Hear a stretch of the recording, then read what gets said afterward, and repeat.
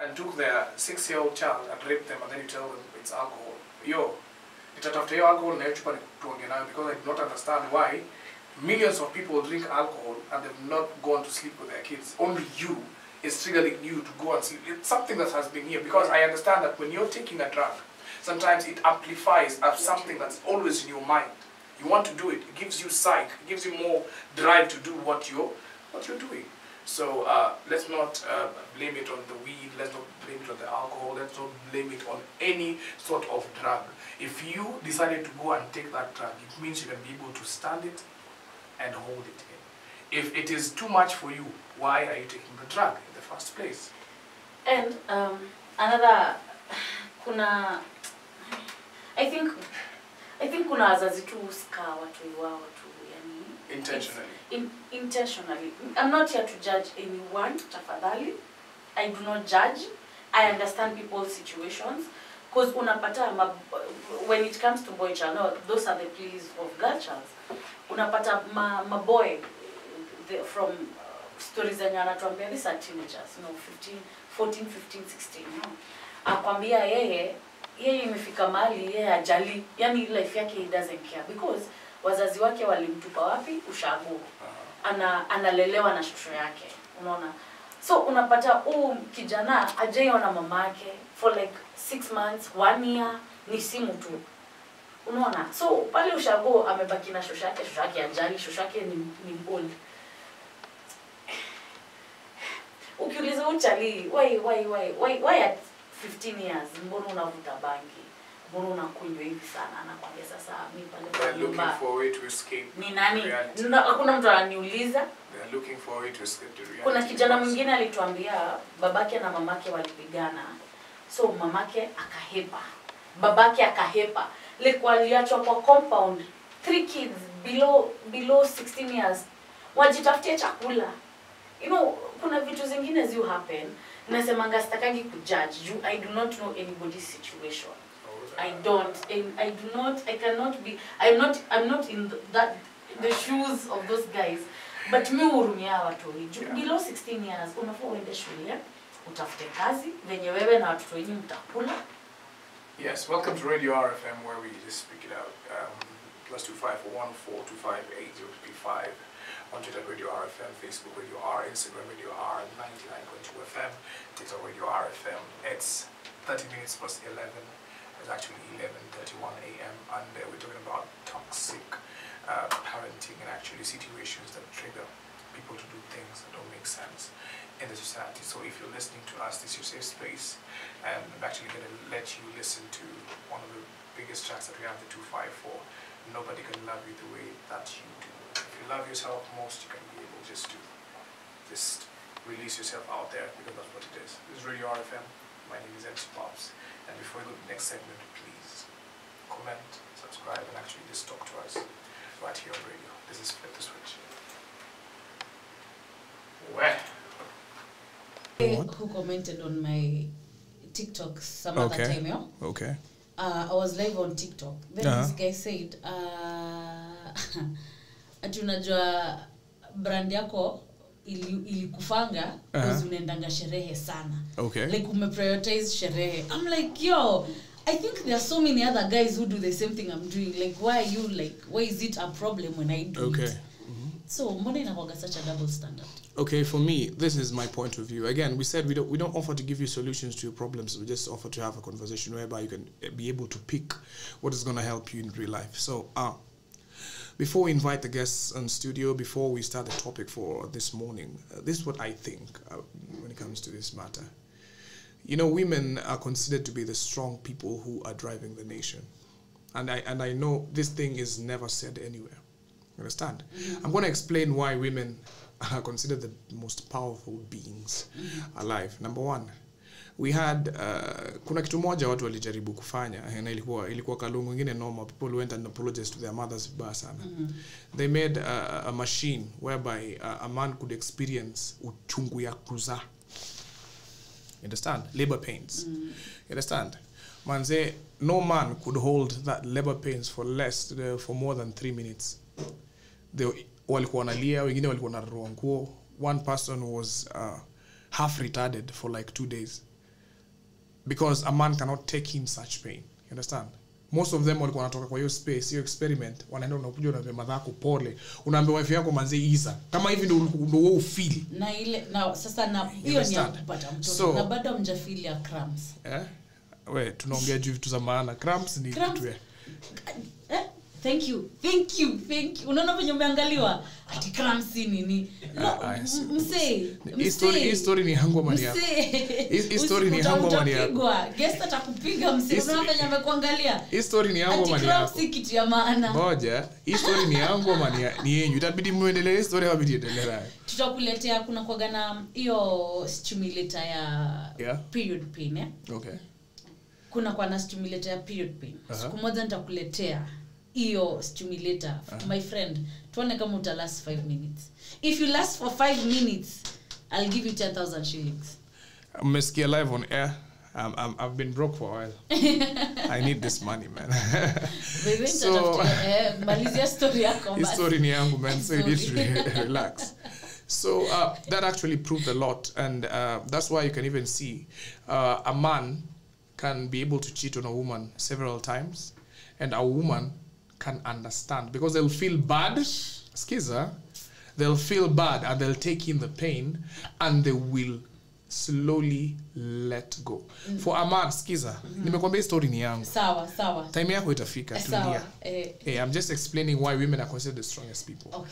For a man, there's one lady who said one of the most powerful quotes. Alisema, if you are a woman and you want to stay with a man for a very, very long time, maybe you're in marriage and stuff. Na hata kama amekuumiza, you do not want to lose this man.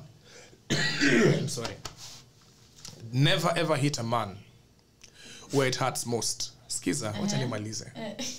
Where it hurts most. Who comes up with these rules? Relax. Because a man will never forget, and it will live with him. So atakuwa na kuumiza intentionally, not knowing that he is breaking everything. Unapata? Nakupata. Hizo rules ni kama zilikuwa. So a man never forgets anything. That's the problem that we have, and that makes us weak. A man holds grudges kabisa, anakwamilia atakuwa ameheal but hajasahau. So unapata kama ulicheat kwanza, kama as a woman ana feel aiwezi, yani like how did you just go and sleep with someone else na inaishi na yeye 20 years. For a lady wewe umecheat for double standards. Kiza. And that's why you cannot argue with the Bible and the Quran.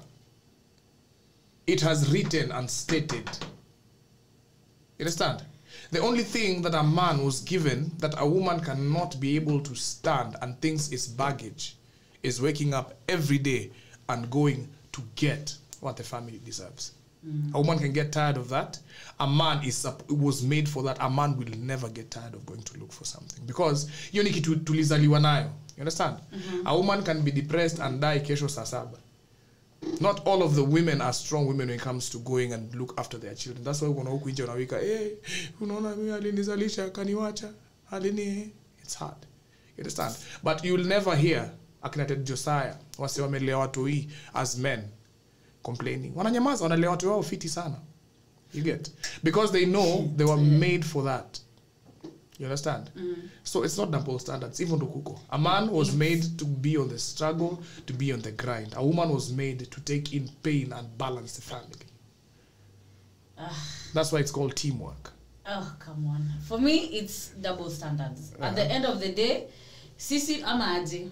Sindio? At the end of the day, as itakuanga. Wacha kwanza ichome guest. Wacha kwanza ichome guest. Wacha apate nini. Ndio akiwachiwa aongee nini. Hatutawahi maliza historia. Like men have this superiority complex. Yenye sijuangi inatoka wapi. Because we are the leaders. We are the head. Nonsense. Unajua sahi tunaenda kwa generation nyingine yenye hiyo itakuanga ati sijui who men are the providers, men are sijui the what, men sijui what. The funniest thing watu wanapiganga tu mouthing. At the end of the day, men will still remain the providers. I still blame at the end of... No, please don't come for me for what I'm about to say. Skiza, at the end of the day, when people keep on saying women sijui nini, women sijui nini, women will still bear our children and raise them properly. Let me tell you. Yes. Please guys, don't come for me. Na msiseme mumufuate huko malimini. Alisema huyu ajui ni nini anasema. Mimi I blame religion for all this. I will forever blame religion because religion ilikuja na hiyo notion ya men are superior. Because kitambo, as women, we used to go hunting na gathering, tunafanya. Kitambo, we women were stronger until the religious people came and brought this notion that men are superior. Inaonekana vitabu zile ulikuwa unasoma ndio zilikuwa za kumislead.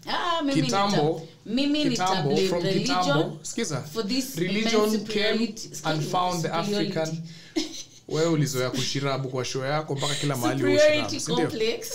Yaani kila mahali akiongea na nafaa kushirabu. So kwanza kitambo, this how it was. Let me help you. Ndo wasio kwa sikuchape na mawe because inaonekana vitabu ulikuwa unasoma zilikuwa ziko. Kitambo hata women walikuwa wamekaliwa vibaya sana. You understand? Because women were told you cannot even respond to a man from kitambo. Ilikuwa uingie kwa marriage from kitambo gani? Skiza. From kitambo yenye white men came. Ama you kitambo ya from the white men came. Skiza. Wewe Jambi ulikuwa wapi? Like wewe peke yako kwa hii room ndio wewe nani kwa hiyo live ambie David anasema ni vitu zake hapo. Ni utakupatia guest yeye anachoma. Ni afaa chomeke ndio segment yake ikifika na vitu za kusema. Skiza Jambi. When kitambo, let me tell you one thing. Kitambo even women haukuwa na voice ya kusema hata unataka kuolewa na umse, ulikuwa unaletewa mse, unaboniaje umse atakumari, ameshanipatia ng'ombe 2 na mbuzi 2 na umse atakumpatia watu 10. Now you have no say. Hiyo ni kitambo ya white men. In fact white men ndio ameleta education na religion. So before the white men, women were most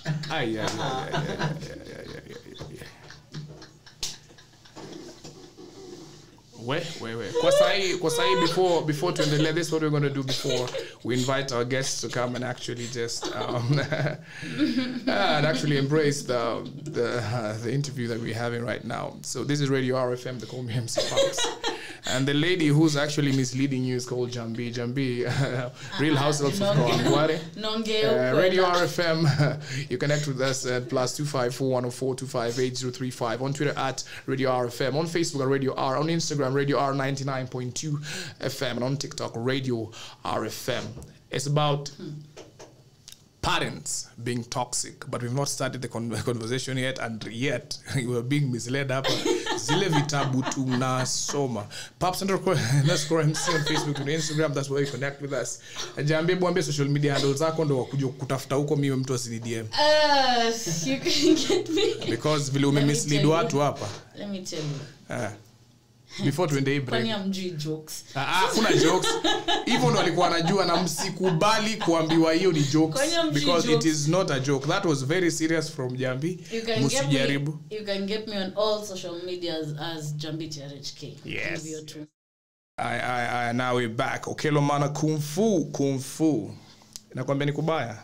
Welcome to Radio RFM. Na formation ni kama hii, kama uko hapo hivyo mtaani and you actually listening to us, welcome to Radio RFM. This is Flip the Switch.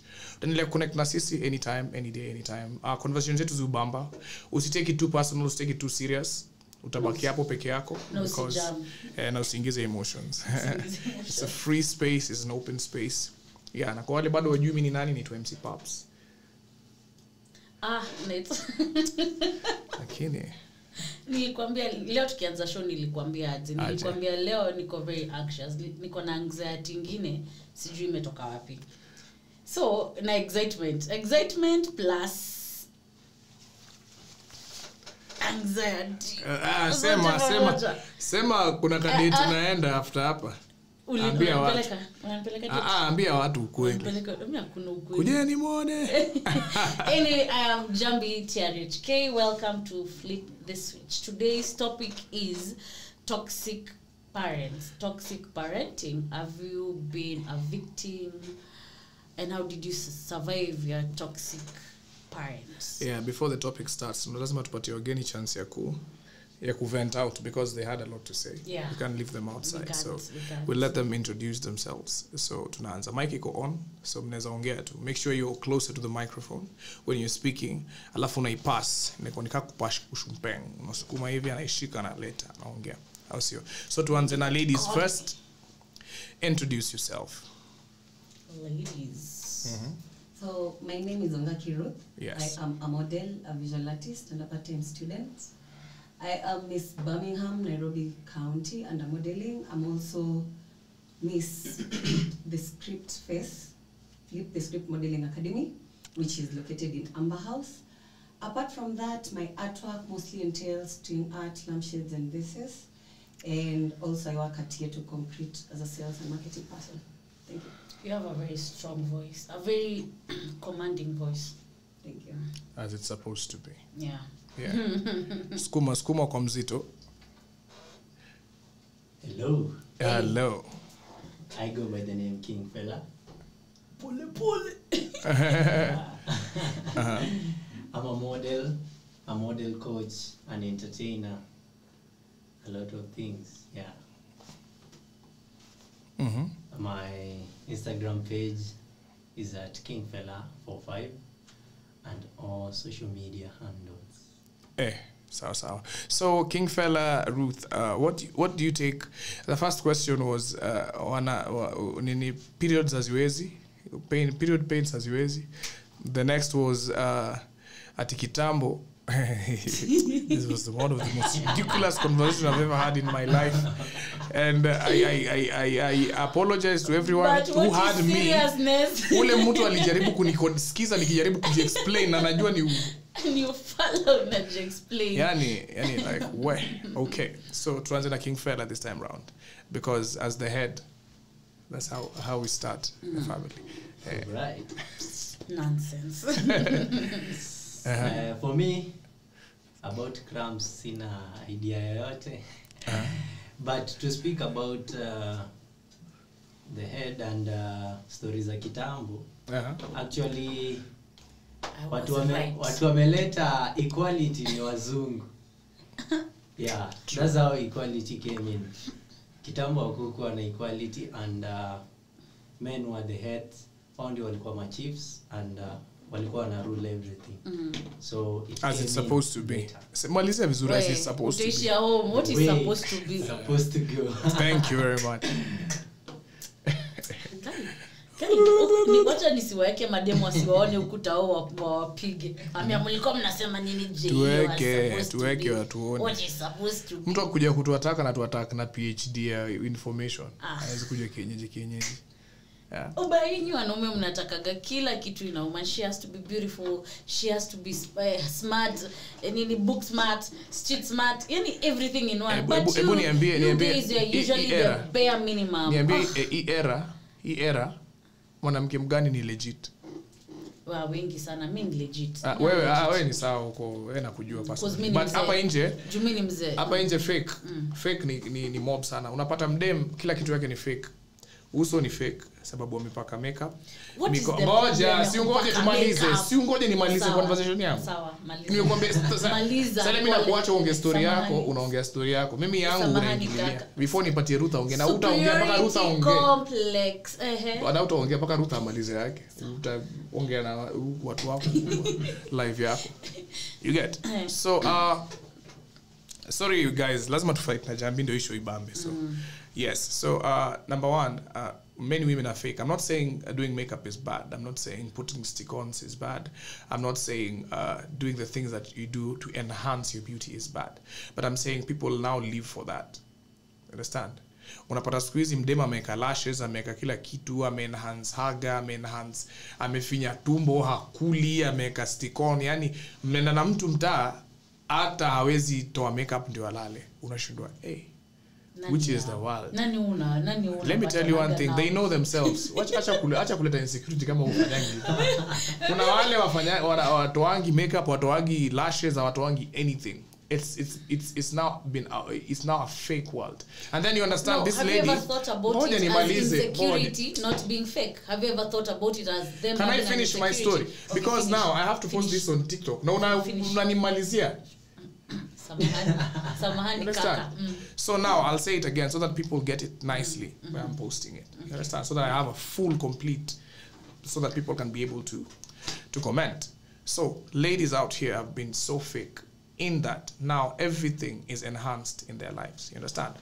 The face is enhanced, the butts are enhanced, the facial enhanced, lipstick, wengine wamejidunga shindano, lips zikuwe kubwa, wengine wamejiongeza, maybe they think they are not enough and all that. And you find this same woman on the internet talking about legit and real men. Uko like, are we in the same space? Because wewe mwenyewe 80% of you is fake. Why are you looking for a legit man? Can you stay there na uchezewe mpaka mwisho? Because I don't understand why you're looking for a legit man.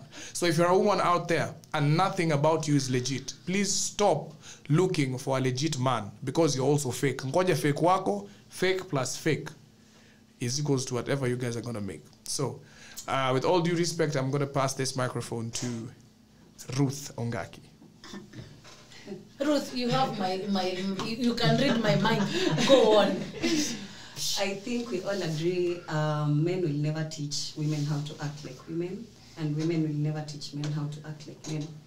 Because I've never been a man to know what men go through, and a man has never been a woman. Ata the ones that try to act like them, kuna time yenye inafikanga, and clearly you just can't be that way. You can't understand because you were never born with that version. So, that being said, tukiongelea hii conversation haitaisha. I'd say earlier on, I kinda agree. Men ndo walikuwa superior.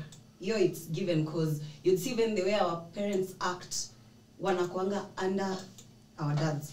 But sasa the issue came up when, I'd say personally, I pay my bills. And not that I don't have maybe men who will do that, but it's because kuna issue ya gender roles hiyo yenye people don't understand, because unaweza find a woman mwenye sahi anaketa for all her life as if men don't exist. And also men who also do that, I'd say in rare occasions will you find kuna men pia wanalipiwa bills. There's that at the moment. And sasa I don't know what we should be discussing about sasa hiyo sector. Yeah, because kuna men wenye sahi wamewekwa. And but when women are looking for like a living, it's now becoming mboka and Thank you. So e conversation itakuwa big, but one thing we should back it tukisema, men hawataifunza women how to act like women, and women will never teach men how to act like men. Yeah. It's 5 minutes past the top of the hour and the conversation is heated up, and before nianze kujibu hizi maswali, Jambi, kuna kitu kusema?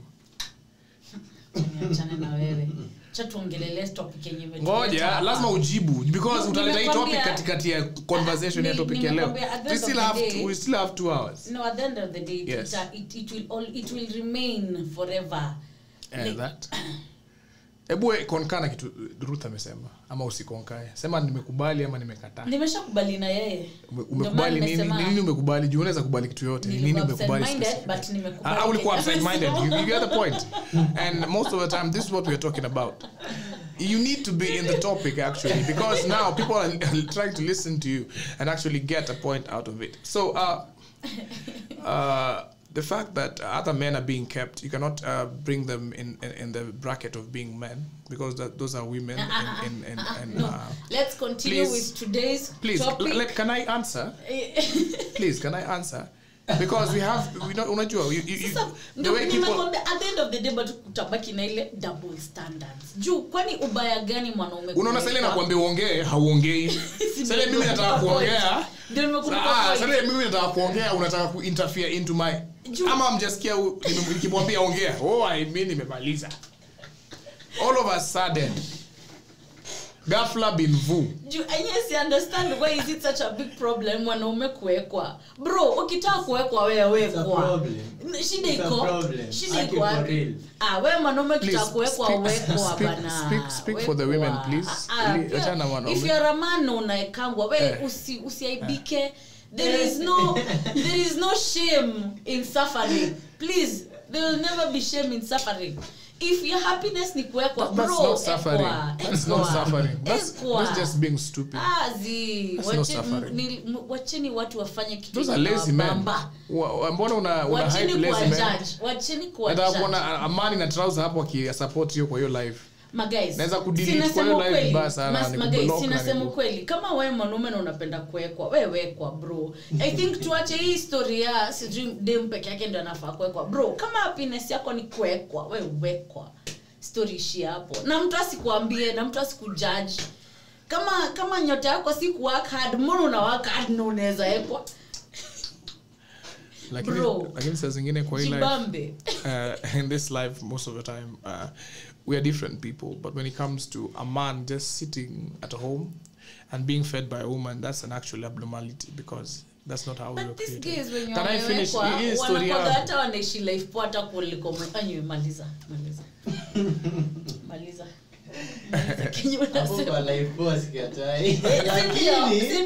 Lakini wanaishi life poa. Ni kama mwizi for how long? Though pride ya a man, I'd say a fully man, if you're saying you're a man, your pride should be wewe ndo unafaa. Not even a pride. Auna say you don't have the masculinity in you goes away. Wewe unalisho unaambia nini mwanamke kwa nyumba? Menwa sahi hata wanasemanga hawana aibu. Not really.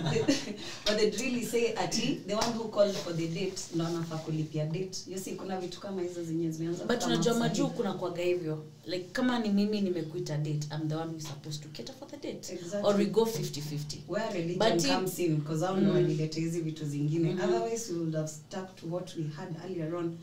Men ndo walikuwa nafaa kuwa superior than women. And that was logic because every man provided. I've never seen my mom use any of her cash. Gosh, she never has money. Hata mimi I never have money. Pesa yake ndo ananipanga. Hata mimi I never have then money. Then I came to Nairobi and noticed a woman should have money. Unaona? And I was raised in an environment najua I should never have cash. And that's why I'll keep on blessing our parents from Kitambo because the way they used to put things, that's not supposed to be. A man should go outside there and bring for the family. A woman's money should be kept inside the pocket because her work is to take care of the family, not to produce the money that she's going to ask for. Unless it is a crisis and she has to step in. True, understand? True. Of which so judgmental. Of which judgmental. yeah. Of which that's the real truth. Of which a man should also have a backup plan, even when the crisis comes. Acha nikwambie. You understand? Umepata dem. Ana mado yenye ako fiti. Anakwambia we come home. Come ukuweke. Come. Just be my person. Kazi yako ni kuni make happy. Utakata? Kuna vitu zenye siwezi fanya. Utakataa, yes or no? Move into a lady's house is very wrong. Kwanza hiyo ni ati ya mmoja ataamka akwambie kanyaga frame. Juzi unajua by let me tell you kuna TikTok fulani chalia nafukuzo alafu ananyenyekea niko woi. Alikuwa anasema ati sasa unanidharau juzi na kwangu juzi na keja ndio maana unanidharau. Unanifukuza juzi na kwangu akito so sad. Niko woi. But si rahisi a man to chase you out. Yeah. And it's just only if you are consistently doing the wrong thing. What are doing the wrong thing? Let me just put it peupe. Number one, most men can only chase their women. They will mnaweza kuwa na madharau kwa nyumba, but they will still keep you inside. But the only time a man will chase you out of his house is when you sleep outside as a woman. Anyway, that I'll chase you out. As a man, I will chase you out. If you sleep outside, I'll chase you out. And this part is very powerful. Let me tell you why. Yeah. The reason why this woman said, when you hit a man where it hurts most, up on you, because it's not about insecurity. Number one, when a woman cheats, They You don't want cheat. to say we cheat with their No, Boja. feelings, emotions. Let me tell you one thing. When a woman cheats, they have a proper reason, a proper strategy, and they are heading somewhere with that. It was something that was planned in the heart, in the mind. And you can stay with a woman for 10 years inside the house and not know that this woman is having someone outside. It's a proper strategy. A lot of men outside here are raising kids that they do not understand if they're theirs or not. You understand? And a woman will look at you in the eyes and lie to you. Like, baby, and you're like, okay, I understand. When someone tells you a woman is the strongest creature, you best believe that, because they can do something that will take you to the grave the next minute when you find out. Understand? Men are amateurs when it comes to playing women, because you don't take your emotions, you don't take anything. No, you're just careless. You just go. No, not careless. You're Have just fun. careless. No. You're just careless. Yo, mnakwaga like alafu nasemanga, if there are people who are cheap, hata venye wanasemanga, oh, women are cheap. No, men are the cheapest creatures on earth. We can't be cheap because we are naturally polygamous. No. We can't be cheap because we're naturally polygamous. Men are cheap. Let me tell you one thing. There's no cheap. Kwani unafikirianga dem akiingia kwa box yako anakuaga tu amekaa, dem amekuangalia, amefanya hesabu yake vizuri, Sio kwa maana mnakulwa na mnaachwa mkifikiria nyinyi ndo wajanja. Amoja jiulize upate. Oh my God. Actually, any woman you've had in your life, it's because that woman decided to be with you. Yes. Not you decided to be with her. Because there are men who just tunalenga tu. Alafu napendanga venye wanaume useme ati nilimkula nikamwacha, alikuwa mchip, niko wow. You don't know. It's like men have no idea about women. Like you don't. Me, the moment no one has any idea about a woman. The moment even women ourselves. No one has any idea about a woman. Why are you saying that you actually don't know men? No one. Even let me tell you one thing. Even your mom right now does not have any idea of who you are. Ati udem alikuwa cheap, nilimkula. Kwani nani alikwambia mimi mwenyewe sikuwa nataka kukulwa? Kuna wenye wako cheap. Lakini pia as a woman kuenda tu kukulwa na kila kitu inatembea, it's because you want to be eaten. So any cheap too. Is it cheap or it's just their preference? It's the preference. Ndio. Una prefer tu kukula takataka si ni sawa. Yeah. Diet yako ni ya kila mtu. Okay, it's okay. Venye tu nimesema wacheni watu wafanye vitu zenye zinawaba. Yeah, let's bounce into a topic of this morning, and keep on communicating to us. Talk to us. Call at WhatsApp +254-104258035, on Twitter at Radio RFM, on Facebook Radio R, on Instagram Radio R 99.2 FM, TikTok Radio R FM. MC pops up. So form ni kama hii. The topic is toxicity in parenthood. You understand? You are a parent. Or you're anticipating to become a parent, and you've seen this thing happening whereby your parent is making your environment very hard to live in. Every day anapiga kelele, every day mnapigana ama anapiga madhako ama nini nafanyika. It's something that's really happening outside here, and most people keep it in because they do not know how to actually express themselves when it comes to this, because they are afraid of losing.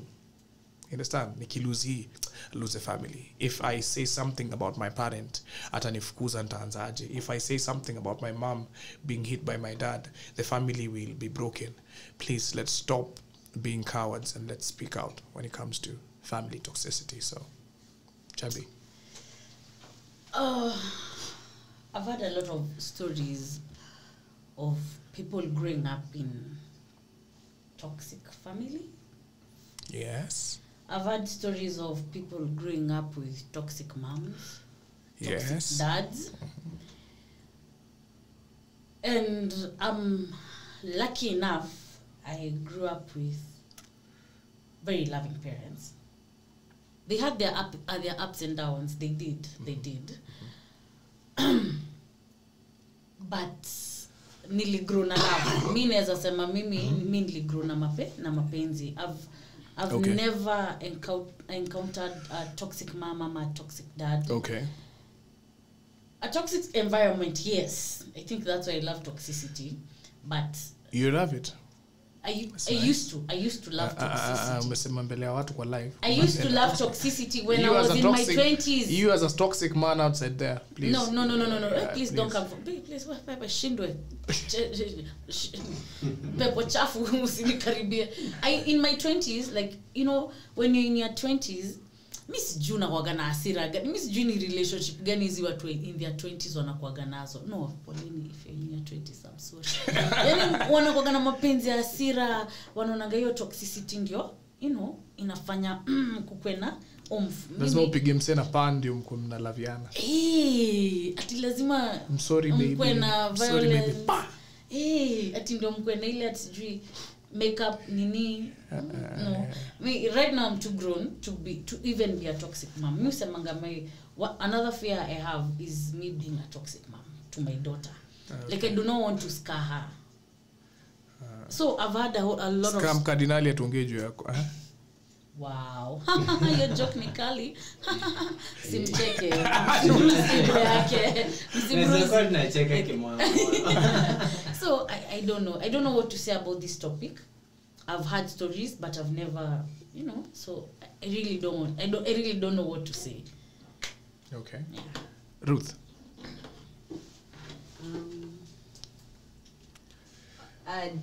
Okay, on my end also, growing, I'd say a cool environment, both parents.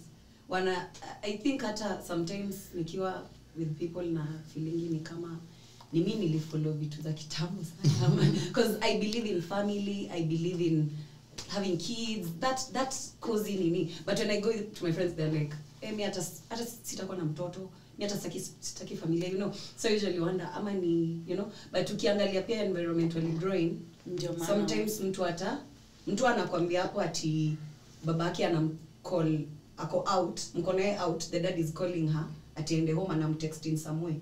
You know, that also is so weird because ile za babako mwenyewe ati a stepdad anamkatia, so uko like, there such things, unaona.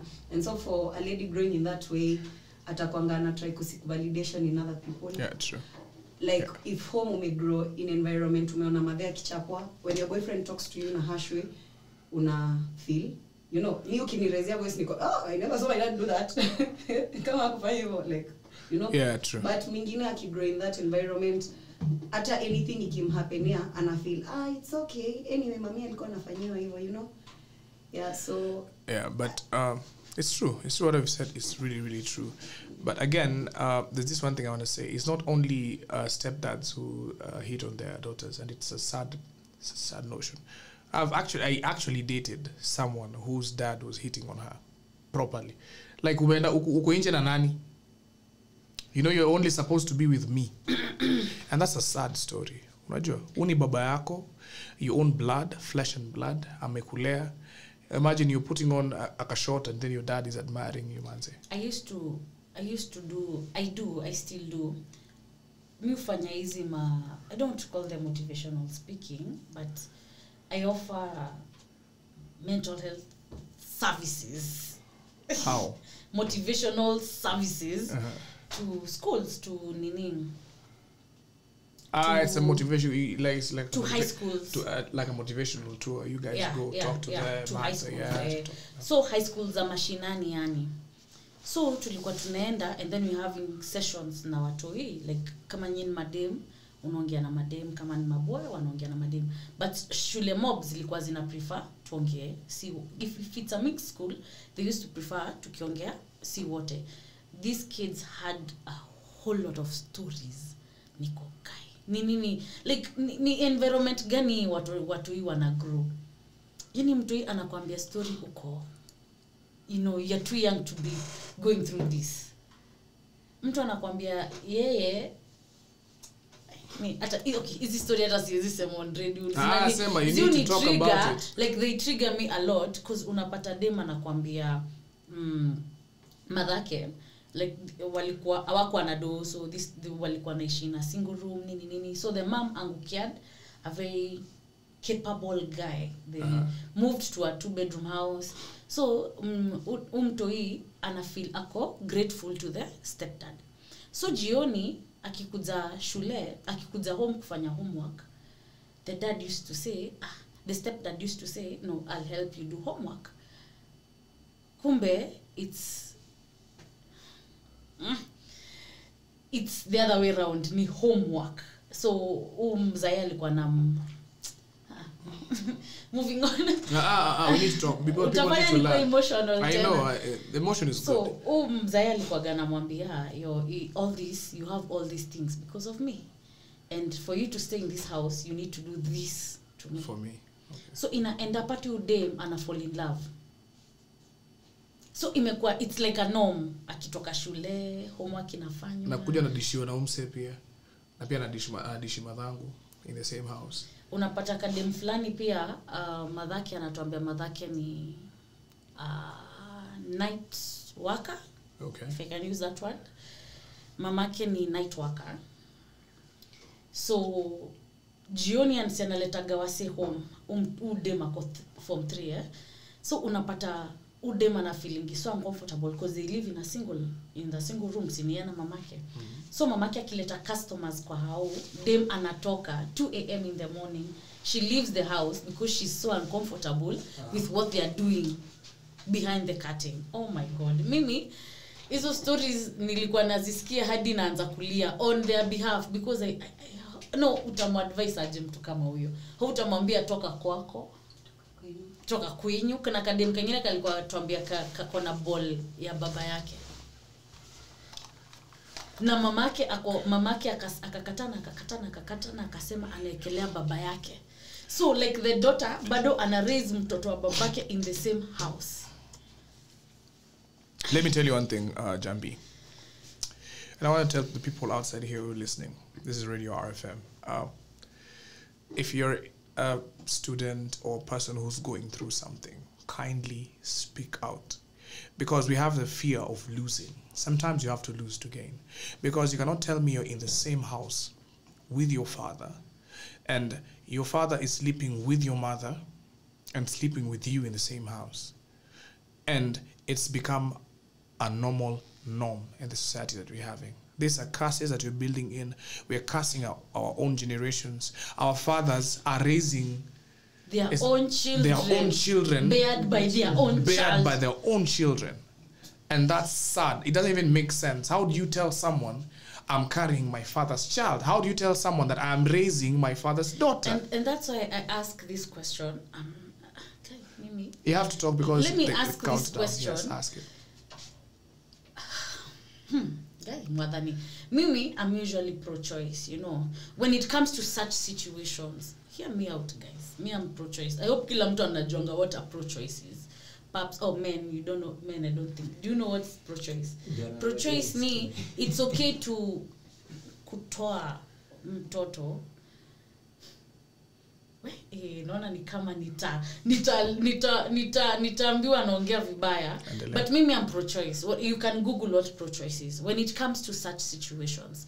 Because mimi ushangaa, like you as a mom, why is it okay for you to like make your child go through all this trauma and you have an option I'm not there to judge. I only ask Ruth, say something. I think on my end, sometimes mostly I usually say vile umebuild mtoto tu ndo anatama, but also pia sometimes after ume grow up as a kid unafanga kutafuta choice. Like personally at home, my mom used to advise us, anatuambia si unajua wanaume ni wanaume, when you're in front of the dad jaribu usivai ututu, like but why do we have to you know cover up and everything? Why? See, because when I'm men still, so I okay, your mentality, najua your mentality haiko ile yenye personally I am nitasemaje, I really don't like. Kwanza kuna cases kama rapists au nasikianga kukwena some funnies wanachomwa huko wakatakatwe. I'm always furious when it gets to such situations. I'm so furious because I don't understand why. Because respect yenye nakuanga nayo, I'd say maybe with my dad, we rarely even talk. Because hatuwezi piga simu to story. What are we story about? Because tulisha grow tukiambiwa wanaume. Yeah, wanaume. Yes, but sasa that's I'd say kind of natural. But sasa when it gets to your kid, hawezi understand logic yenye ati ya dad alikuwa attracted to the kid. Because me I never saw that. There's a time hata niliosha randomly with my dad because I was late class 7 and nikikumbuka sasa niko damn what, but for him he saw ni daddy osha haraka kimbia unatuestia time, you know, that is normal. But sasa to such dads wengine, I don't know what usually happens, but I'd say people should just speak out. Problem ni sometimes those mothers don't believe daughters kama wewe mwenye anasema unapata ati mama yako anakataa clearly, ati baba yako ni uongo. So wewe sema ni nani alikupatia mimba? King fella, say something about this also so that we are balanced. Shock. Maajabu. Actually for me sijakuwa in such situations. Sija witness such situations. That's why naona it is like ni kitu inanishtua. First of all, sijaiona place yenye it has happened once, but it was a story. Niliambiwa that there is a dad mwenye anafuata mtoto wake, like anamfuata outside the house akitry kumfikia in a way that yenye ilikaa awkward to the people around, so wakaanza kuleta problem. But the guy was under drugs, that's why alikuwa anafanya hivyo. Please, let's not blame other things. Let's not, drugs. yeah, please. Yeah. I think drugs zimekuwa, zitaendelea kukua. We just need to, we need to understand on how we're going to be able to balance this kind of situations. You cannot tell me because someone is drunk, they went and took their 6-year-old child and raped them, and then you tell them it's alcohol. Yo, nitatafuta hiyo alcohol na hiyo chupa nikutuonge nayo, because I do not understand why millions of people drink alcohol and they've not gone to sleep with their kids. Only you is triggering you to go and sleep. It's something that has been here, because I understand that when you're taking a drug, sometimes it amplifies as something that's always in your mind. You want to do it. It gives you psych. It gives you more drive to do what you're doing. So let's not blame it on the weed. Let's not blame it on the alcohol. Let's not blame it on any sort of drug. If you decided to go and take that drug, it means you can be able to stand it and hold it in. If it is too much for you, why are you taking the drug in the first place? And another, I think kuna wazazi tu ska watu wao tu, yani intentionally. Intentionally. I'm not here to judge anyone, tafadhali. I do not judge. I understand people's situations, because unapata when it comes to boy child, no, those are the pleas of girl child. Unapata ma boy from stories zenye anatuambia, these are teenagers, you know, 14, 15, 16, you know. Akwambia yeye imefika mahali yeye ajali, yani life yake he doesn't care, because wazazi wake walimtupa wapi? Ushago. Analelewa na shosho yake, unaona. So unapata kijana ajaiona mama yake for like 6 months, 1 year, ni simu tu, unaona. So pale ushago amebaki na shosho yake ajali, shosho yake ni old. Ukiuliza uchali, why at 15 years mbona unavuta bangi, mbona unakunywa hivi sana, anakuambia sasa mimi pale. They're looking for a way to escape the reality. Hakuna mtu ananiuliza. They're looking for a way to escape the reality. Kuna kijana mwingine alituambia babake na mamake walipigana, so mamake akahepa, babake akahepa, like waliachwa kwa compound, 3 kids below 16 years wajitafutia chakula. You know, kuna vitu zingine zi happen. Nasemanga sitakagi kujudge. I do not know anybody's situation. I don't, and I'm not in the shoes of those guys. But mi hurumia watu. Below 16 years unafaa uende shule, utafute kazi, venye wewe na watoto wenyu mtakula. Yes, welcome to Radio RFM, where we just speak it out. +25 for 104 258 on Twitter at Radio RFM, Facebook Radio R, Instagram Radio R, 99.2 FM, TikTok Radio RFM. It's 30 minutes past 11.